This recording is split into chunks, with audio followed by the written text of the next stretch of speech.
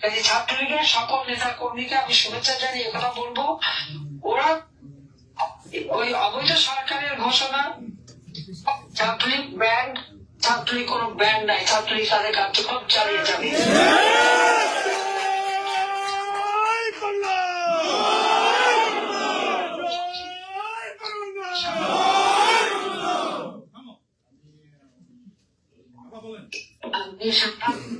ছাত্রছাত্রীদের বলবো তারা যেন অন্তত এই 2008-এর আগের বাংলাদেশ কেমন ছিল, আওয়ামী লীগ সরকার আমলে বাংলাদেশ কেমন, এটা কিন্তু তারা একটু হিসাব করে দেখে।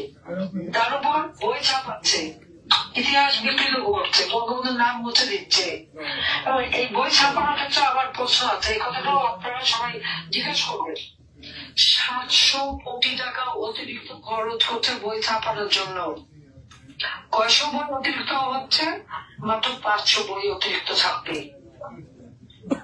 মাত্র প্রতি বছর যেটুকু পারে, মাত্র আমরা তো বিনামূল্যে বই দিত ছাত্রছাত্রীদের 1 জানুয়ারি।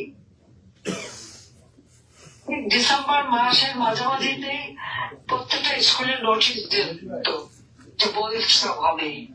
এবার তো যায় নাই কোন স্কুলের নোটিশ, কোনো বাচ্চারা তো পায় নাই। 1 জানুয়ারি ছোট বাচ্চাদের হাতে আমরা বই তুলে দিতাম, এখন তো বাচ্চাদের হাতে বই তুলে দিতে পারলো না তারা। অথচ 700 কোটি টাকা অতিরিক্ত এই বই ছাপানোর খরচ, এই টাকাটা কার পকেটে গেল? কার পকেটে গেল সেটা আমার বলছিল।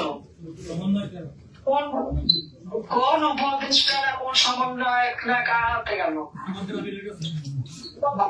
প্রত্যেকটা জিনিস করে দিচ্ছে।